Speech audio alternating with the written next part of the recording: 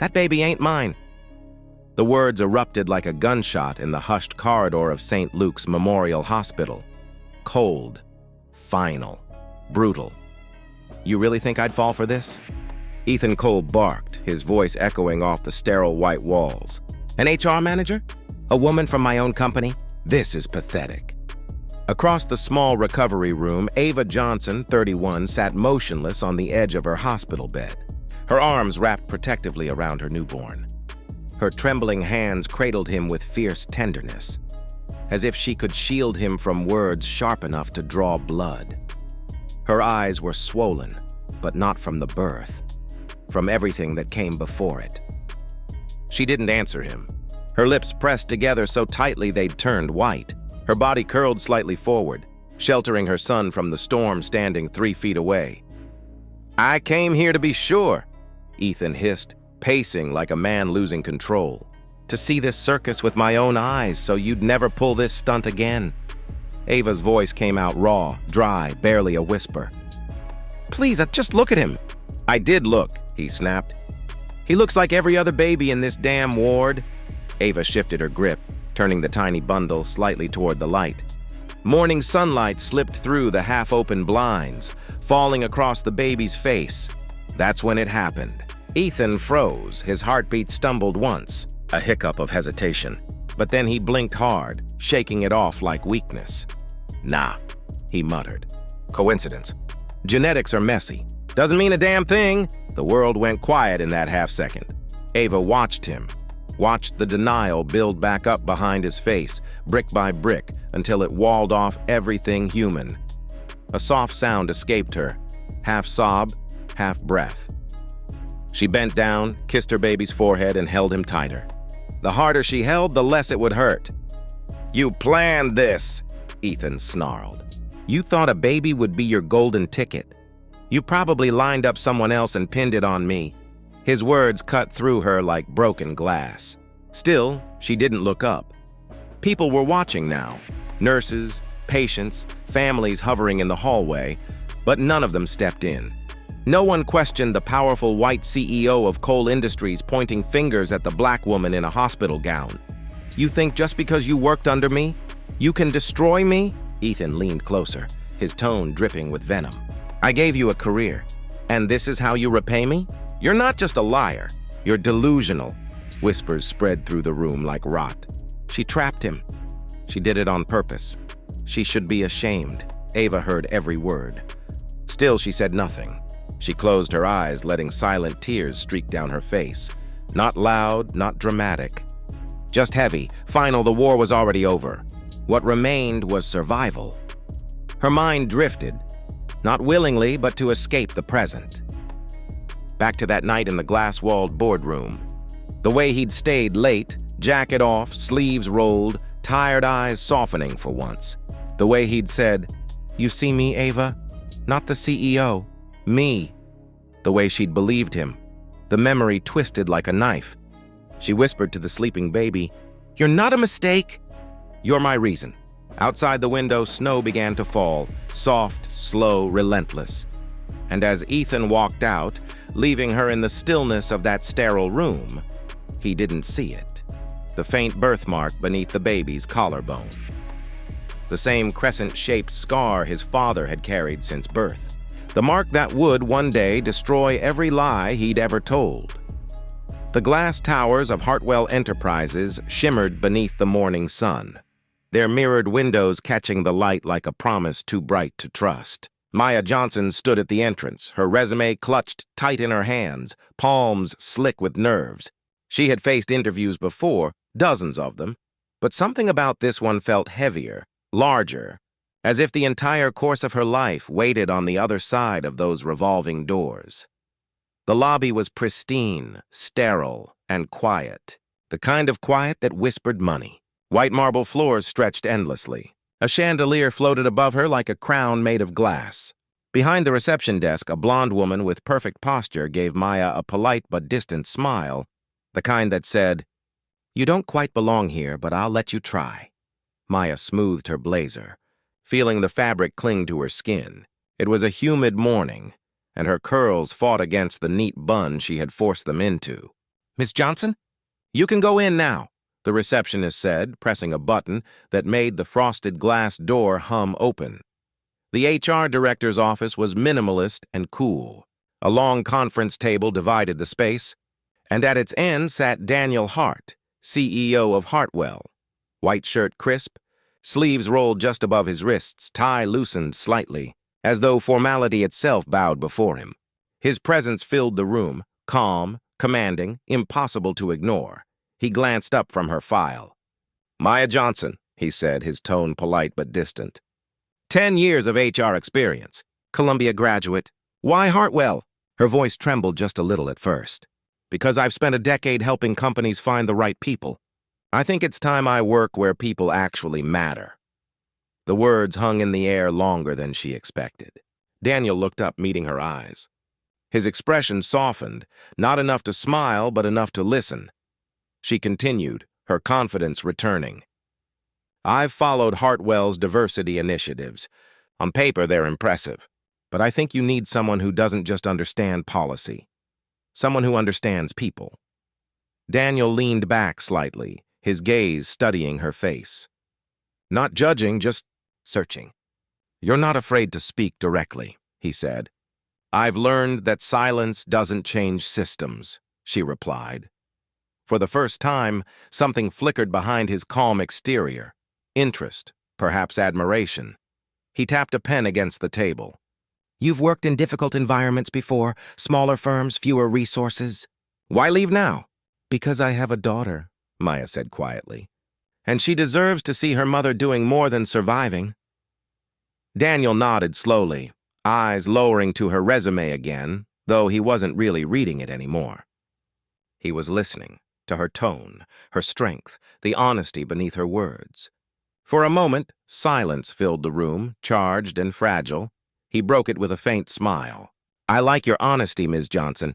Most candidates say they want to grow professionally. You just told me you want to live better. She returned his smile, small, polite, but real. Sometimes survival looks like ambition, she said. A quiet laugh escaped him, short, genuine. It startled even him.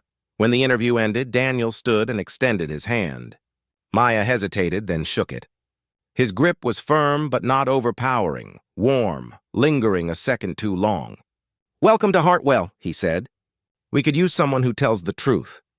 Maya left the office with her heart pounding. She wasn't sure if it was relief or something else entirely, something that made her feel both seen and exposed. Behind her, Daniel watched through the glass as she walked away, her navy suit crisp, her back straight. For the first time in months, the air in his office didn't feel suffocating. That night, Maya replayed every moment, his tone, his questions, that single flash of something in his eyes. She reminded herself it was just business. CEOs like him didn't look twice at women like her. But deep down, she knew the moment their eyes met, something shifted. Something neither of them could name yet. In his penthouse office, Daniel stared at her file long after she was gone. He read her name again, Maya Johnson, as if memorizing it. For years, his marriage had been a series of silences. His wife, Julia, moved through rooms like a ghost dressed in silk. They spoke about shareholders, not dreams. Schedules, not love. But today, a stranger had walked in and reminded him that people still spoke with conviction, that honesty still sounded like music. He closed her file, but the echo of her voice remained. A week later, Maya received the call. Ms. Johnson, congratulations. You've been selected as our new HR manager. Mr. Hart personally approved your appointment. Her knees nearly gave out. She whispered her thanks, tears blurring the phone screen. She didn't know why the CEO himself had signed off on her hiring. She only knew her life was about to change. On her first day, as she stepped into Hartwell's executive floor, Daniel passed by. Good morning, Ms. Johnson, he said. She turned, startled. Good morning, Mr. Hart, he smiled faintly. Welcome aboard. And as he walked away, Maya felt the faintest pull, like destiny brushing past her shoulder. The rhythm of Hartwell Enterprises was like clockwork. Emails at sunrise, meetings before coffee cooled, polite nods that never reached the eyes. Maya learned quickly that the higher the floor, the quieter the voices. People here spoke in tones designed not to offend money. She settled into her new office, a modest corner on the 12th floor overlooking the city. Files stacked neatly beside a family photo, her daughter Ava grinning with 2 missing teeth. That smile kept Maya steady when everything around her felt like marble and mirrors. Within weeks, Daniel Hart began to notice that the HR department had changed. Meetings ran smoother, arguments ended faster. Employees who once whispered complaints to empty air started knocking on Maya's door. She listened, really listened, and that rare quality traveled up the corporate chain like rumor turned to truth. Daniel started dropping by unannounced. "Just checking on progress," he would say, though both knew he didn't need to. He'd linger by the glass wall, hands in his pockets, watching her explain policy updates or conflict resolution plans. Her tone was calm, but her conviction carried warmth that most boardrooms lacked. One afternoon, after a long negotiation with a difficult client, he stopped by her office again. "You handled that better than I did," he said. Maya looked up from her notes. "You're the CEO. I'm pretty sure you did fine." He shook his head, almost amused. "No, you found words that kept everyone human. I just found numbers." It was the first time she saw his weariness up close, the kind that came from years of being admired but never understood. And it was the first time he saw her not as staff, but as someone carrying strength shaped by struggle. From that day, their paths crossed more often, sometimes in meetings, sometimes in corridors where their reflections met briefly in the glass. Their conversations stayed professional, yet the pauses between words carried something fragile, an understanding, a shared loneliness neither dared to name. Rumors began to hum in the background, soft but persistent. "Mr. Hart spends a lot of time on 12, someone whispered near the break room. Maya pretended not to hear, though each word pressed heavier on her chest. She reminded herself, "You're here for Ava, keep your head down. Work hard." But work had a way of drawing people together. One late evening, a systems failure locked the payroll data just hours before deadline. Most staff had gone home. Daniel appeared at her doorway, sleeves rolled, tie forgotten. "Need a hand?" he asked. She smiled faintly. "Do CEOs fix software now?" "Only when they don't want their people unpaid," he said. For 2 hours, they worked side by side under the hum of fluorescent lights. The city outside darkened to ink. Inside, the only sound was the keyboard and the distant pulse of rain. When the final file loaded successfully, Maya exhaled, tension leaving her shoulders. Daniel leaned back, watching the relief on her face. "You don't stop until it's right," he said quietly. "It's the only way I know." He nodded, a trace of admiration in his tired eyes. "You remind me what this company was supposed to stand for." Before either could say more, thunder cracked outside, jolting them back into reality. Daniel glanced at the clock. "You should go. Roads flood fast in this weather." "I will, after I back up the data." He hesitated, then offered, "Let me walk you to your car." In the elevator, silence filled the space between them, not awkward but heavy with thoughts unspoken. When the doors opened, Maya thanked him and hurried into the rain. Daniel stood watching through the glass until her taillights disappeared into the storm. That night, neither of them slept easily. Maya kept hearing his voice, steady, kind, weary. Daniel kept seeing her silhouette in the glow of the office monitors, like a reminder that integrity could still look beautiful. Neither understood it yet, but that's simple. Decent connection, born from shared work and restless hearts, was already rewriting the future of them both. Weeks turned into months, and the storm that night became a quiet memory, yet it lingered between them like a secret they never acknowledged.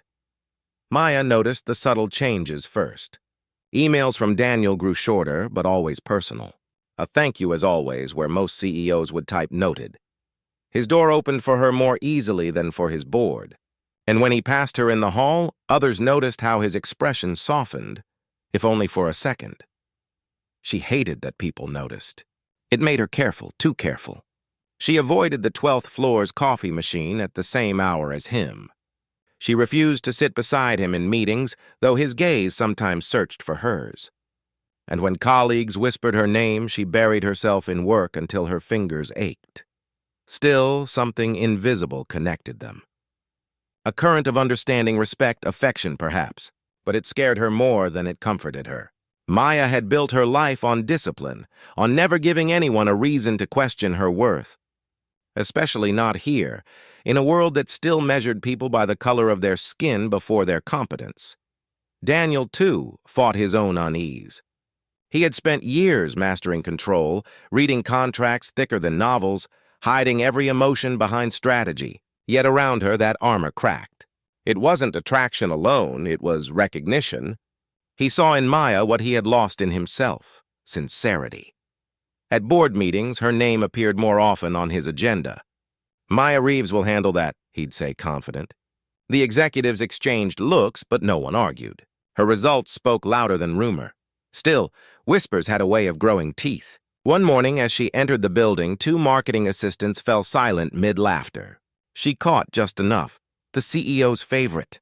Her chest tightened.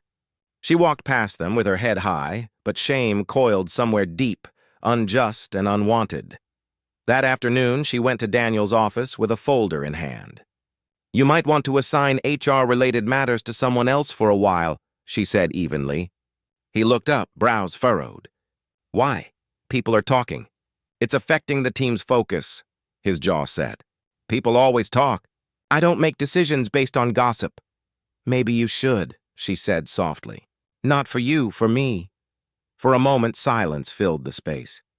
He rose from his chair and walked to the window. The skyline glowed gold in the setting sun, glass towers catching light like mirrors of conscience. When he turned back, his eyes carried both apology and frustration. "I don't want you to suffer because of me," he said quietly. "Then don't make it harder," she replied. "Distance is sometimes the only way to protect respect," he nodded reluctantly. "All right. But it won't change my respect for you." "I know," she said, managing a small smile. "That's why I can say this to you." For the next few weeks, distance became their silent agreement.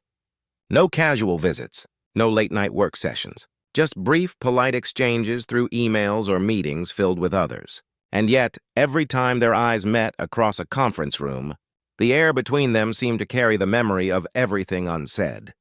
Then came the company gala, a mandatory event celebrating Hartwell Enterprises' 10th anniversary. Maya had planned to avoid it, but as HR head, attendance was not optional. That night, she arrived in a simple navy gown, elegant, modest, the kind of beauty that didn't ask for attention but quietly earned it. Daniel was already there, surrounded by investors and journalists, his tailored suit perfect, his demeanor calm. When their eyes met across the room, something unspoken passed, a quiet ache neither could hide.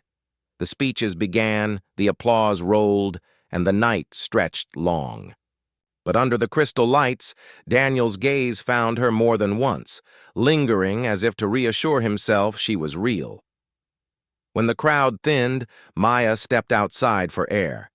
The city lights shimmered against the river, the night breeze cool on her skin. Behind her, footsteps approached. "I thought you'd left," Daniel said softly. She turned, startled but calm. "I was about to." He hesitated, searching for words. "You look at peace tonight." "Peace is easy when you stop expecting fairness," she replied with a faint smile. He looked at her for a long moment. "Maya, if things were different—" She shook her head gently. "But they're not."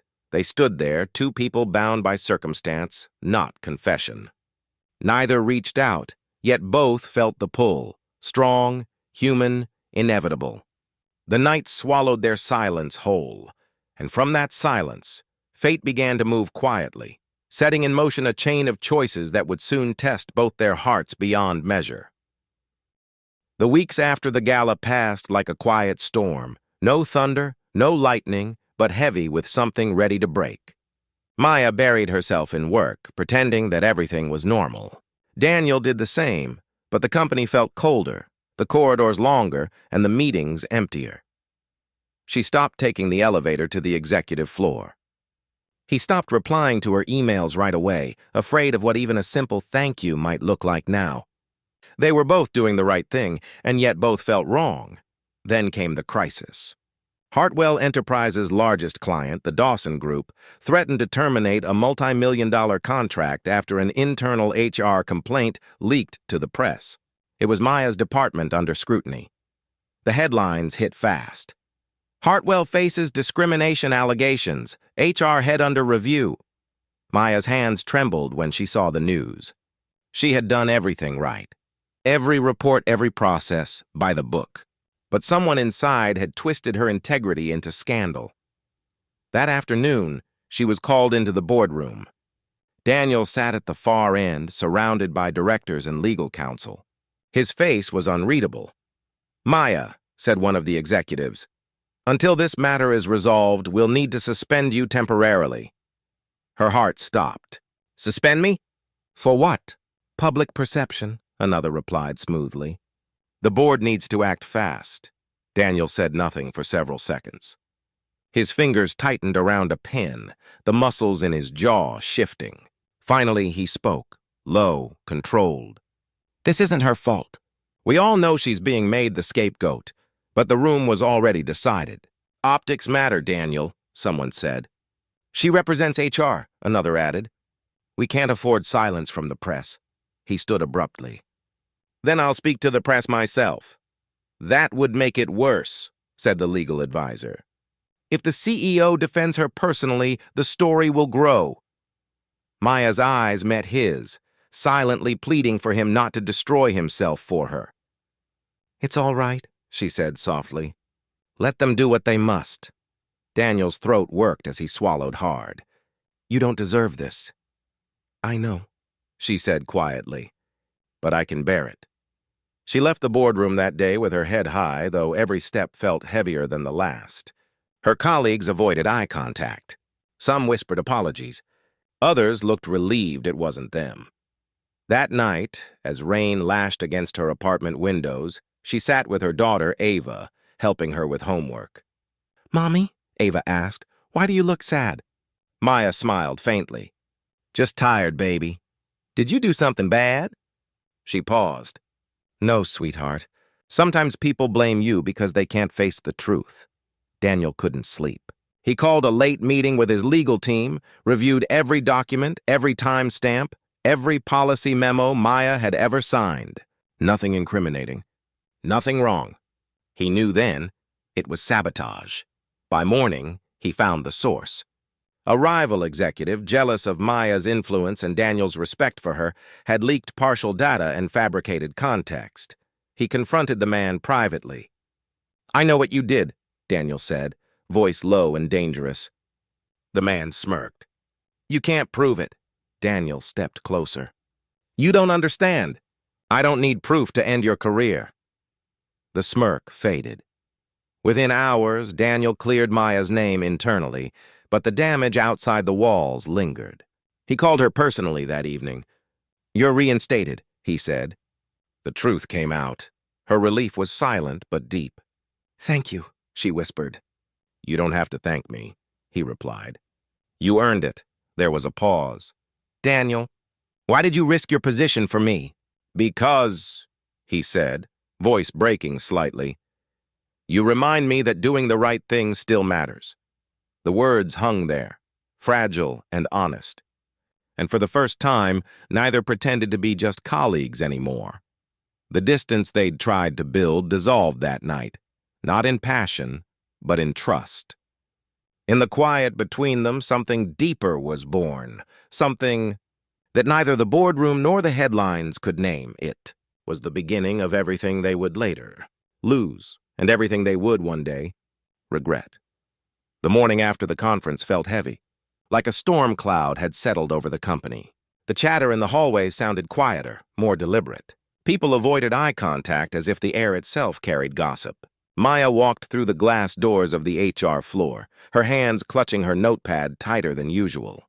The warmth she had once felt in her work helping employees, fixing disputes, listening to their stories, had been replaced by a chill that came from whispers she could not trace.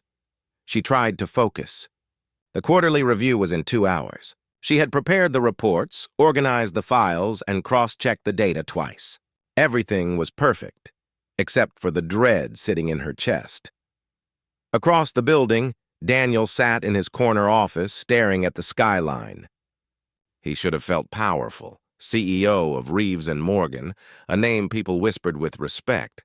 But that morning, power felt like a cage. Every decision, every smile, every word was measured, weighed, and watched. And somewhere beneath all the noise of numbers and contracts, he could still hear Maya's quiet laugh echoing from weeks ago, when things were simpler, when kindness hadn't yet become dangerous. His assistant tapped on the door. "Sir, HR has sent a notice. There's been a complaint." Daniel looked up sharply. "Complaint?" "Yes, sir.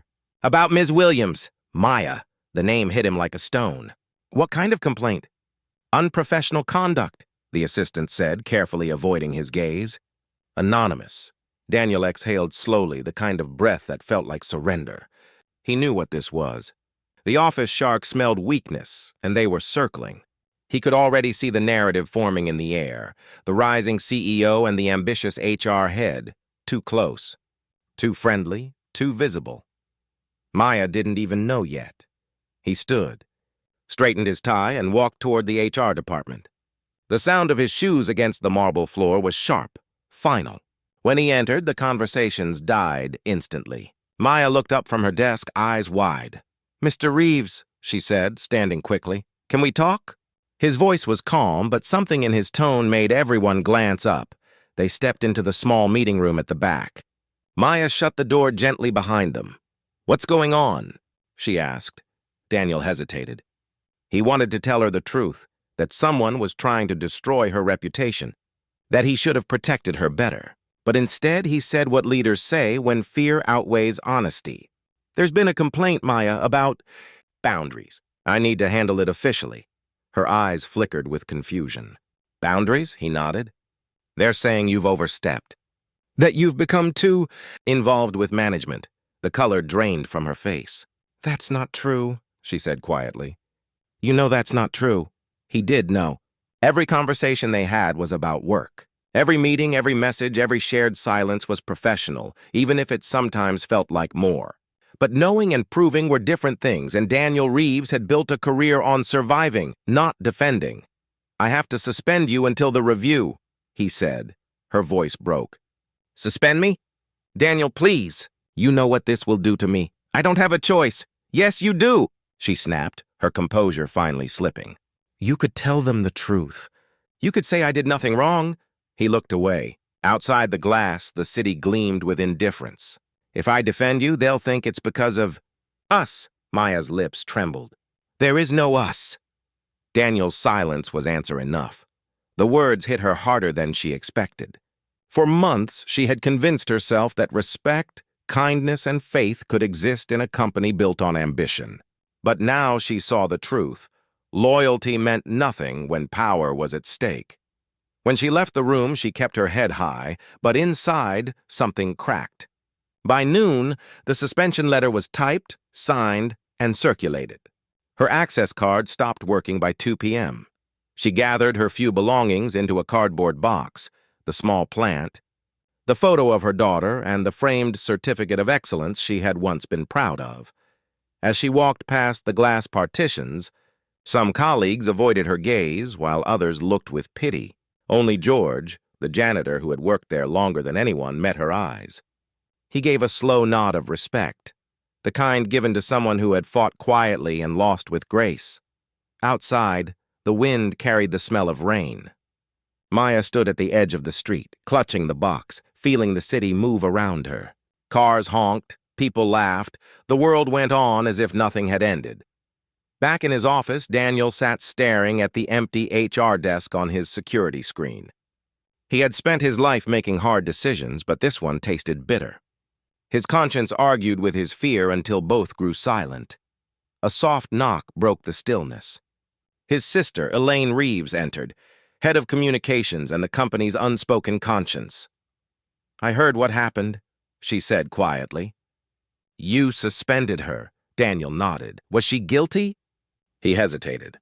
"No. Then why?" "Because someone has to take the blame before the board meeting." Elaine shook her head, disappointment clouding her voice. "You're not protecting the company, Daniel. You're protecting your cowardice." He looked at her, tired. "You don't understand what this position costs." "I do," she said softly. "It's costing you your soul." When she left, Daniel turned his chair toward the window again. The rain had started now, streaking down the glass like veins of silver. Somewhere in that storm, a woman who had trusted him was standing in the cold, holding a box of her broken dignity. Hours later, Maya sat in her small apartment, staring at the flickering light of her daughter's photo on her phone. She could still hear the echo of Daniel's voice. "I don't have a choice." But maybe she did. She opened her laptop and began typing. A formal letter of appeal, not to Daniel, not to the board, to the company's ethics committee. Line by line, she poured her heart out, not as a victim, but as someone who refused to be erased. By midnight, the rain had stopped. The city lights blurred outside her window, but inside, something steady returned. She whispered to herself, "They can take my job, but not my truth." And somewhere in the quiet of the night, Daniel Reeves sat in his penthouse, unable to sleep, replaying her final words in the conference room. He had chosen silence over justice, and deep down, he knew silence never stays buried. The storm outside had passed, but the one inside both of them was just beginning. The next morning began with a headline no one expected: HR head files ethics complaint against Reeves and Morgan Management. It wasn't front-page news, but within the corporate world, whispers spread faster than wind. Employees forwarded the article to one another in silence. Maya's name wasn't mentioned, but everyone knew. There was only one HR head who had suddenly vanished without explanation. Daniel Reeves read the piece twice before lowering the tablet. His reflection in the black screen looked older, lines of fatigue etched into the corners of his eyes. He had always been the man who could control the story, but this time the story had turned against him. A knock came at the door. His sister Elaine walked in without waiting. She held a printed copy of the article, folded sharply at the crease. "You did this to her," she said. Daniel rubbed his temples. "It's a PR problem, not a crisis. We'll issue a statement." "Don't you dare call this PR," Elaine cut in. "You took a woman who did nothing wrong, humiliated her, and let the world decide who she is. And now you're shocked she fought back?" Her words hit hard, but Daniel didn't answer. He just turned to the window where the morning sun was struggling to break through the clouds. "Do you even know what she wrote?" Elaine asked. "No." "She didn't accuse you?" Elaine said, her voice softening slightly. "She accused the system. The culture of silence. The way women like her are treated, seen as replaceable, voiceless, invisible. You should read it." When she left, Daniel sat still for a long time before opening his email. There it was, forwarded from the legal department. Subject: Ethics Filing, M. Williams. He clicked it open.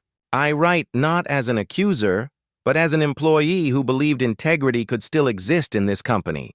I was suspended without evidence, without being heard. My mistake was thinking loyalty would protect me from prejudice disguised as policy. I hope this letter reminds you that silence is not professionalism. It is complicity." The words were simple, but they burned. He closed the laptop and leaned back in his chair. Somewhere deep inside, shame stirred, an emotion he hadn't felt in years. Down in the cafeteria, employees spoke in hushed tones. Some sympathized with Maya, others shook their heads, afraid to take sides.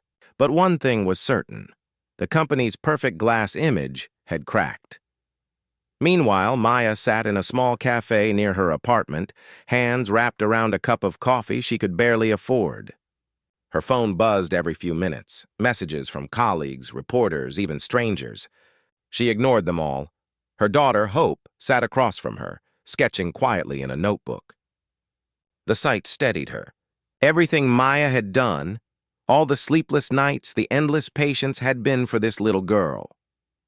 "Mama," Hope said, looking up. "You're famous?"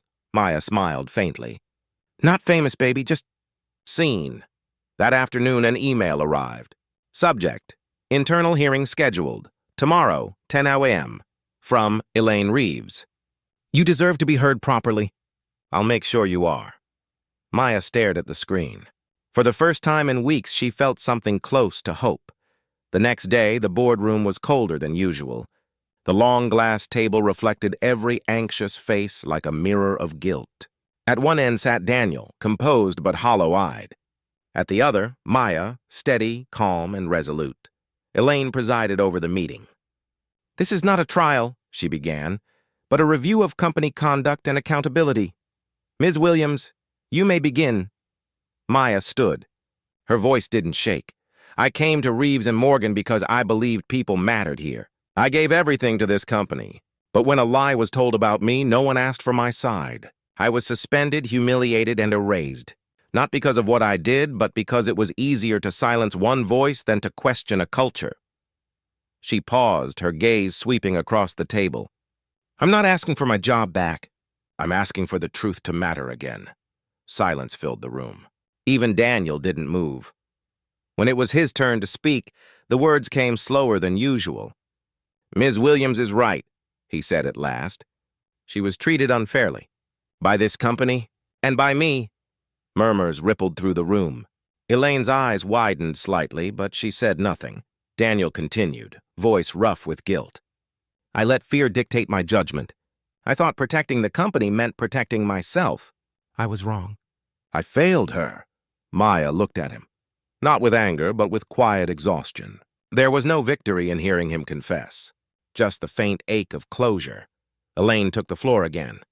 "Effective immediately," she said, "Ms. Williams' suspension is lifted. She will receive full compensation, and her record will be cleared. Furthermore, we will establish a new protocol for employee defense against baseless accusations." The meeting ended in stunned quiet. Daniel remained seated as everyone filed out. When Maya turned to leave, he stood. "Maya," he called softly. She stopped. "I can't ask for forgiveness," he said, "but I want you to know I see it now. The strength it took to stand against all of this." She met his eyes for the first time in weeks. "I didn't stand against you, Daniel. I stood for myself." Then she walked away.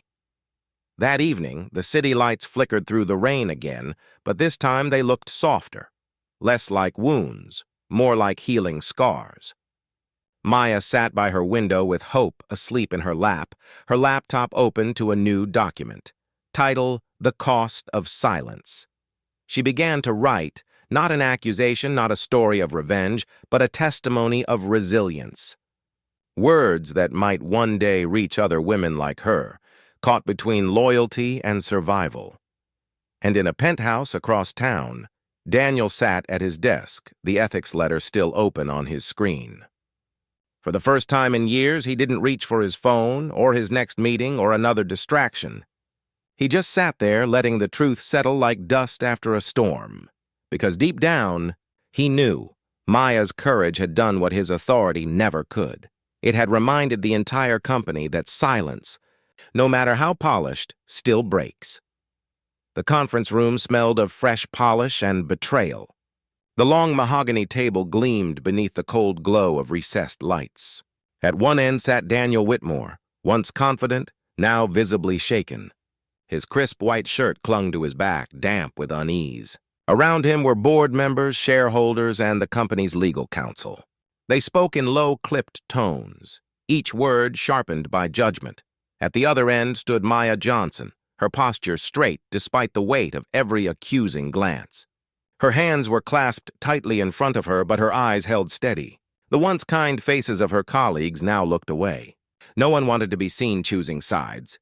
Mr. Anderson, the head of legal, cleared his throat. "Ms. Johnson, the board has reviewed the complaints. Your behavior has, at the very least, compromised the company's integrity. Effective immediately, your employment will be terminated."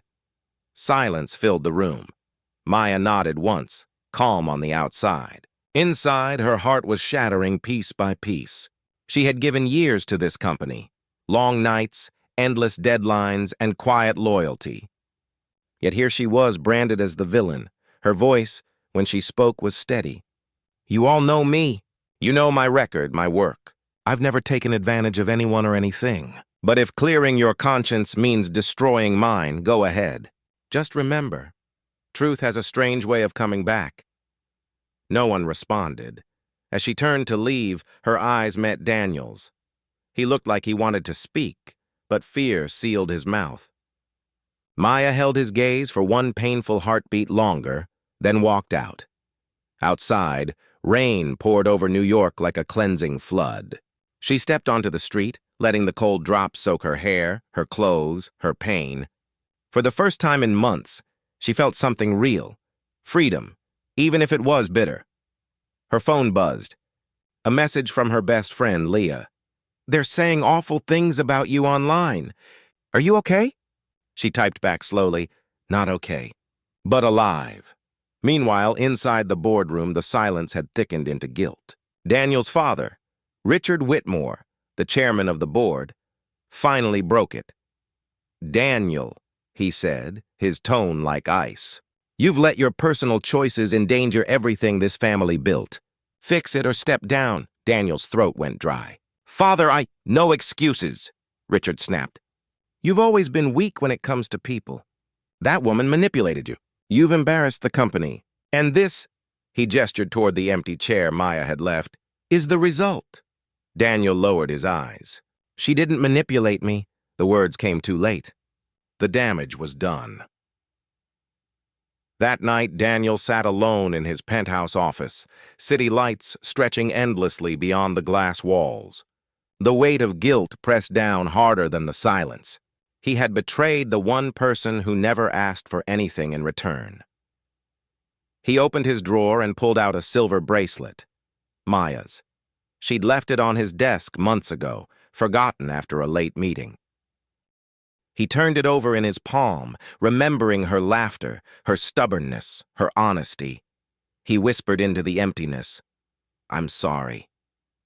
The city didn't answer. Days turned into weeks. Maya found work impossible to come by. Word traveled fast in corporate circles, rumors faster. Some said she'd blackmailed Daniel. Others whispered she'd fabricated stories to climb the ladder. No one cared for truth when scandal was so much more entertaining. Leah visited her often. "You can't let them win, Maya. You have proof, emails, messages, something." Maya shook her head. "I deleted everything. I thought I was protecting him." Leah sighed. "Protecting him cost you everything." "I know," Maya said softly. "But I couldn't destroy someone I loved." Leah stared at her, speechless. Love. It still lingered, despite everything. One afternoon, as Maya walked through Central Park with her worn coat and heavy thoughts, she heard someone call her name. She turned. It was Daniel. He looked different, tired, unshaven, haunted. He walked toward her, rain beginning to fall again, turning the path slick and reflective. "Maya," he said, voice trembling. "Please, just listen." She folded her arms. "Now you want to talk?" "I was scared," he admitted. "My father, the company." Everything was collapsing. "I didn't know how to stand up for you. I failed." "You didn't just fail me, Daniel," she said, her voice breaking. "You failed our truth." He flinched, every word cutting deep. "I came to fix it." "Fix it?" She laughed bitterly. "You can't fix a wound you caused by pretending it never happened." He stepped closer. "Then tell me what to do." Her eyes filled with tears. "You already know. Tell them the truth." That night, Daniel faced his father again. "You said I ruined everything," he began. "Maybe I did. But not the way you think." Richard frowned. "What are you talking about?" Daniel met his father's gaze, unshaken. "You taught me to protect the family name, but not at the cost of someone's dignity. I let an innocent woman take the fall for my silence." "That ends now. You'll destroy us!" Richard barked. "No," Daniel said quietly. "You destroyed us the moment you taught me that power was more important than people." The next morning, headlines exploded across every financial news outlet. CEO admits cover-up in HR scandal. Former employee vindicated. Maya's phone rang non-stop. Messages from reporters, lawyers, and strangers flooded in. She didn't answer any of them. She sat quietly on her couch, the morning light spilling across her face, tears streaming down as she whispered, "Thank you." For the first time, the world believed her. But the story wasn't over.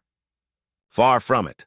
Daniel's confession had started something deeper, a storm of truth that would drag his entire family into reckoning.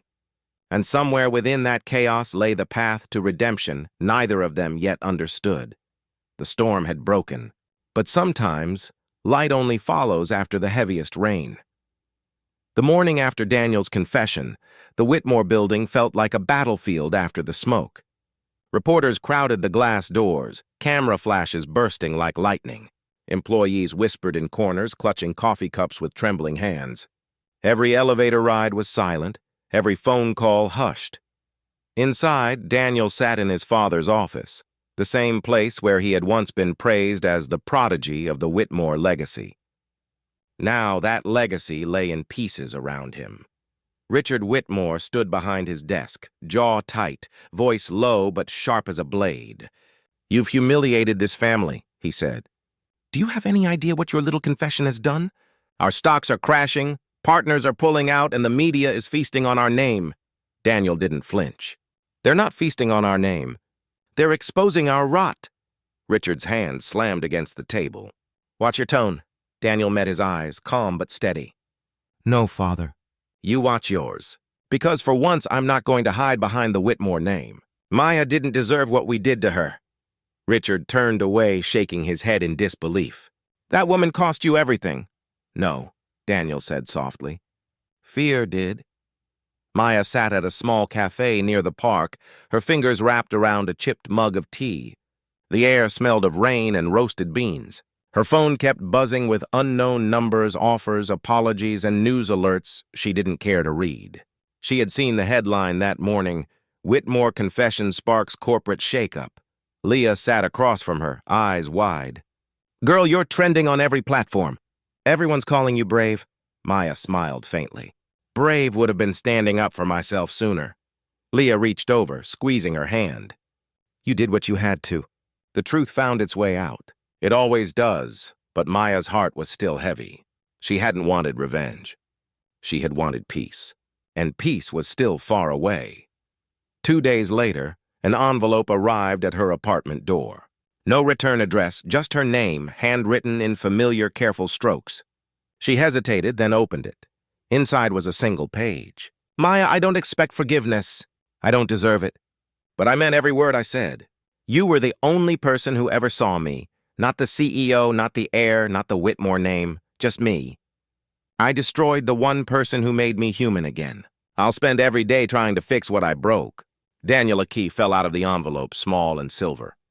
Attached was a note. "One last conversation. Conference room 12, midnight." Maya's hands trembled. She knew better than to go. But curiosity, or something deeper, pushed her forward. That night, the building was nearly empty.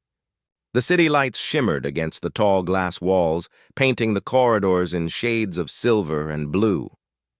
Her heels echoed softly as she walked down the long hallway toward room 12. When she entered, Daniel was already there, sitting by the window. The city stretched endlessly behind him. He looked nothing like the man who once ruled this place, his suit undone, eyes tired but honest. "You came," he said quietly. "Curiosity," she replied. "And closure," he nodded. "You deserve both." For a long moment, silence hung between them. The hum of the city below filled the space where words failed. "I lost everything," he finally said. "But maybe that's what I needed, to see what mattered." Maya folded her arms. "And what mattered?" He looked up, meeting her gaze. "You," her breath caught. Not because of the words, but because they came too late. "You think saying that fixes what you did?" she asked. "No," he said softly. "I think it's the first honest thing I've said in a long time." Maya's eyes glistened. "You let me burn alone, Daniel. You watched while they destroyed me." He swallowed hard. "I know, and I live with it every day." "Then live with it," she whispered. "Don't try to rewrite it." She turned to leave, but his voice stopped her. "Wait, Maya, there's more." My family, they tried to bury the story. I gave them the rest of my shares. I walked away. She turned slowly.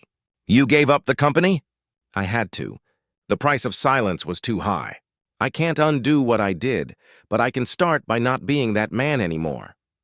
For the first time, Maya saw something she hadn't before. Remorse, raw and real. It didn't erase the past, but it made him human again. The months that followed were quiet. Maya rebuilt her life from the ground up. She started a consulting firm, one that protected women's rights in workplaces, especially those silenced by power. It wasn't easy. Some doors stayed closed. Others opened because of her name, the woman who stood against Whitmore. She worked late nights, not out of ambition anymore, but purpose. Every client, every victory became a small piece of her healing. Daniel, meanwhile, disappeared from the public eye. Reporters speculated. Europe, South America, a quiet life somewhere without cameras. But no one really knew. Until one morning, Maya received another envelope. No letter this time, just a newspaper clipping. Whitmore Foundation launches scholarship for single mothers, founded by Daniel Whitmore. At the bottom, handwritten. For those who rise after being broken. Maya smiled through tears. She placed the clipping on her desk beside a photo of her daughter. Sunlight washing over both. Months later, their paths crossed again, not in a boardroom, not in secret, but at a charity event for the new foundation. When Daniel saw her, he froze. She looked radiant, strong, self-assured, at peace. He approached carefully. You look happy. I am, she said with a small smile. You? He nodded. Trying to be. They stood in silence for a while, two people who had been to hell and back, bound not by love anymore, but by truth. Thank you, she said finally. Not for what happened, but for what came after. He nodded. You taught me that power without conscience isn't power. It's poison. Maya turned to leave, her voice soft but steady. Then let's both try to stay clean. As she walked away, Daniel watched her go. No longer with regret, but with respect. Sometimes redemption wasn't winning someone back. Sometimes it was learning to let them go with grace. That night, under the quiet hum of city lights, Maya looked up at the skyline and whispered to herself, every ending teaches its own beginning. And somewhere, miles away, Daniel whispered the same. Morning sunlight spilled through the wide glass panes of the foundation's office, tinting the polished floor with soft gold. Maya sat by the window, a mug of untouched coffee beside her. Outside, the city hummed. Buses, voices, car horns, a rhythm she had once dreaded but now found strangely comforting. It was the sound of life moving forward, indifferent yet constant. It had been months since she left Reeves Enterprises. The scandal that followed her departure had been both a curse and a liberation. Whispers spread fast in corporate circles, half-truths, distortions, and convenient lies. But so did courage. Other women had come forward, quietly, some even anonymously, sharing how they had been silenced or manipulated by people in power. Maya had become something she never intended to be, a voice. Her phone buzzed. A message from George lit the screen. Board meeting today. The foundation's expanding. Your idea's on the agenda. She smiled faintly. George had stood by her when no one else dared. He was the one who helped her find legal counsel, who accompanied her when she filed the report, and who, despite his quiet nature, told the truth about what he'd seen in that marble foyer months ago. Without him, the truth might still be buried beneath reputation and wealth. She stood, adjusting the sleeves of her blazer. She'd worn the same navy color she used to wear as an HR officer, a small act of reclaiming what had been taken from her. The mirror by the door reflected a woman she barely recognized, not the timid employee who once apologized for existing, but someone tempered by pain, sharpened by injustice, and anchored by purpose. When she entered the boardroom, the chatter ceased.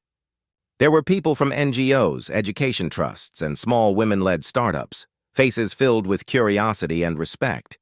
At the head of the table, George rose and nodded to her. Maya Williams, founder of the Reeves Foundation's New Human Dignity Initiative, he said. "The floor is yours!" She stepped forward, hands steady though her heart raced. "This project," she began, "isn't about charity. It's about equity. It's about people who were silenced because they were easy to replace. About those who worked twice as hard just to be seen as half enough. We want to create a space where workers, especially women, can report abuse, discrimination, and workplace bullying without fear of losing everything." As she spoke, she saw the nods. Some eyes shone with quiet admiration, others with a dawning guilt. She wasn't attacking, she was rebuilding.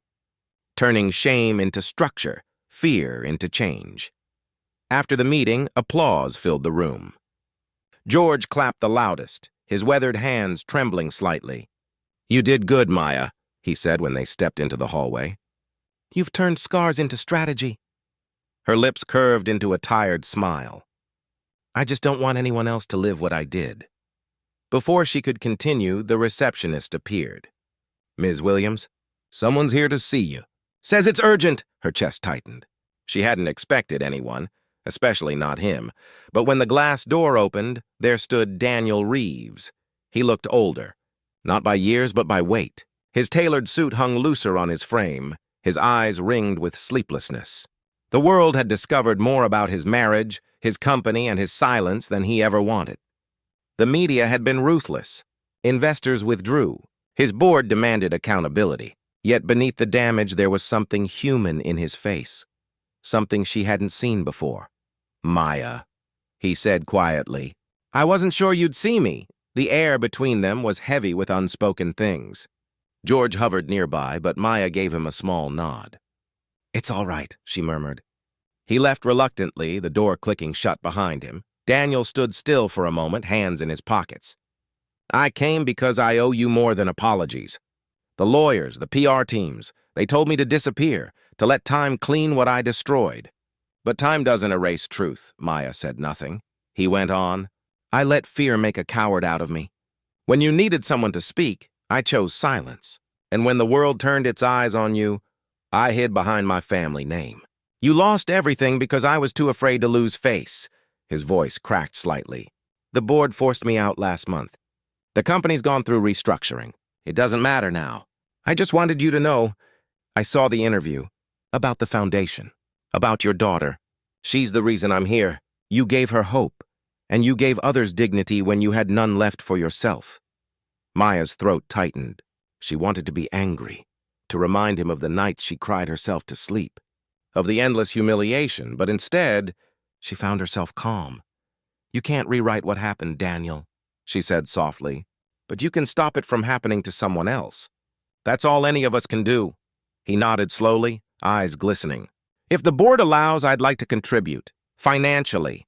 Not as penance, but as partnership." Maya studied him for a long moment. "You're welcome to help," she finally said. "But understand, this cause doesn't wear anyone's name." "It stands on its own," he exhaled, relief flickering through guilt. "That's fair." As he turned to leave, his gaze drifted to a framed photograph on the wall, a group of women smiling at the opening ceremony of a new shelter. Among them was Maya's daughter, bright-eyed, a small birthmark visible on her temple. His expression softened. "She looks just like you," he said quietly. Maya followed his gaze. "She's stronger than both of us." He nodded once more and left, the door closing behind him with a quiet finality. For a long moment, Maya stood there, the hum of the city seeping back into the silence. Then she returned to her desk, picked up her pen, and began drafting the next proposal. The world wasn't kind, but it could be changed, inch by inch, truth by truth. George appeared again later that evening, holding 2 cups of tea. "You okay?" he asked. Maya smiled faintly. "For the first time in a long while, yes." He nodded, setting the cup beside her. "Then drink while it's hot. Tomorrow's another fight." She looked out the window as dusk wrapped the skyline in soft gray. Her reflection stared back, older, wiser, unbroken. The ghosts of the past still whispered, but their voices no longer ruled her. She reached for her tea, the warmth steady in her hands, and whispered, "We're free now, baby." We made it. Outside, the city lights blinked awake. One by one, like stars returning to a sky that had forgotten how to shine, Autumn returned, soft and golden, brushing the city with the scent of rain and old promises. The Reeves Foundation's annual gala was in full bloom, string lights draped across the hall, violins weaving gentle music through the hum of conversation. It had been 5 years since the day Maya walked out of Reeves Enterprises for the last time. Now, her name appeared on banners and plaques across the city, not as a scandal, but as a symbol of resilience. The Human Dignity Initiative had grown beyond anything she imagined. 40 employees, dozens of legal partners, and hundreds of women whose lives had been rebuilt. Every time she stepped into that office, she remembered the nights she'd sat alone, afraid, thinking her story had ended. It hadn't. It had only changed direction.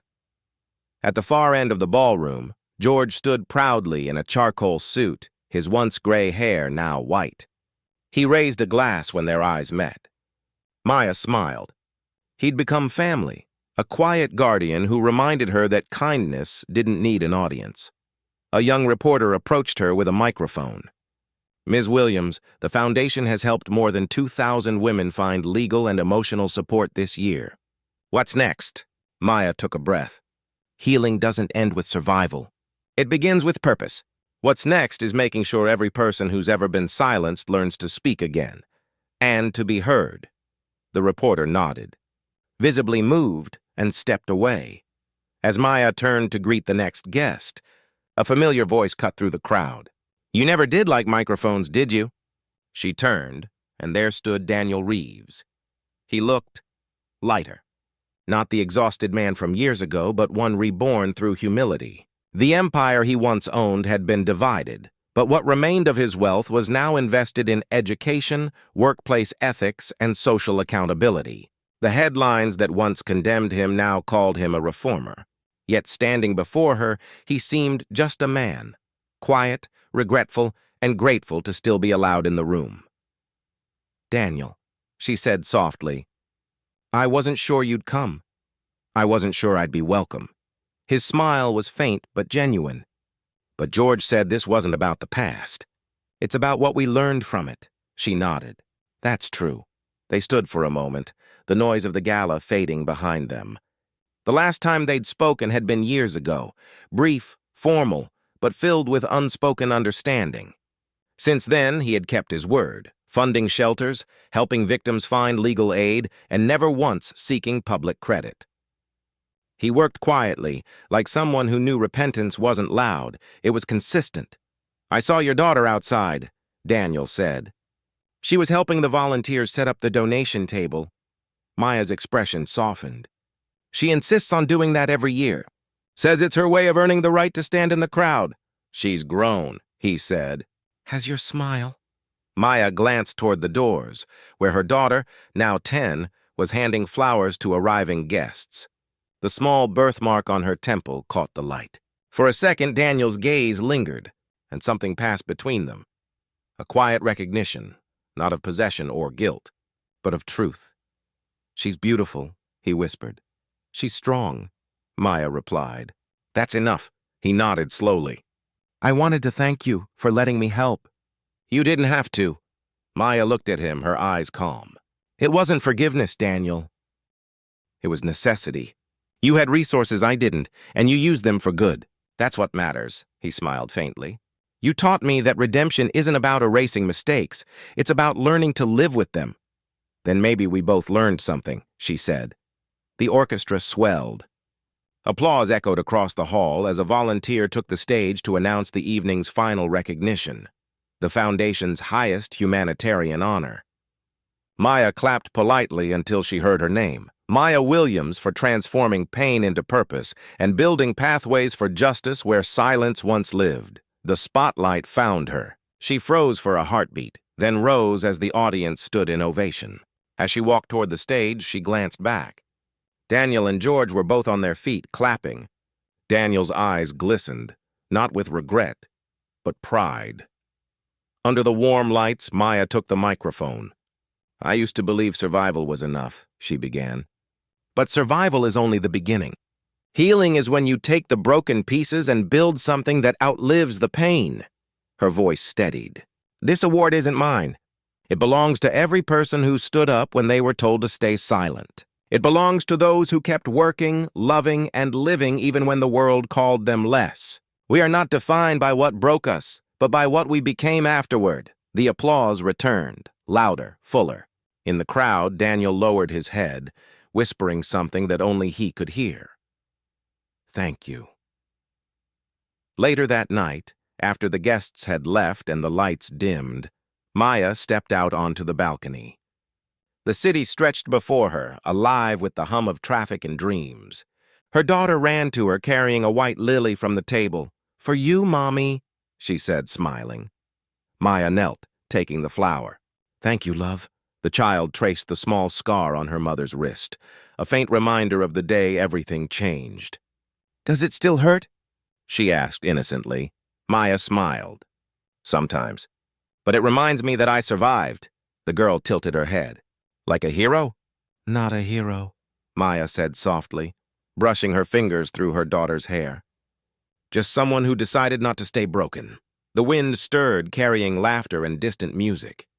Maya looked up at the stars. Brighter tonight, or maybe she was finally seeing them clearly. Behind her, the glass doors opened. Daniel stepped out, keeping a respectful distance. "Beautiful view," he said quietly. "It always was," she replied. "I just couldn't see it before." He nodded. "Good night, Maya." "Good night, Daniel." He left, the soft click of the door marking the end of a long, painful chapter. Maya turned back to the city, her daughter's small hand warm in hers. Somewhere far below, the world kept moving, imperfect, unpredictable, alive. And for the first time in years, she didn't feel like she was fighting it. She felt part of it. The night deepened, wrapping mother and child in quiet peace. In that moment, there were no titles, no shame, no ghosts, only love, earned through fire, and freedom, built from truth. And when Maya finally whispered to the night, her words were both a prayer and a promise. We are whole.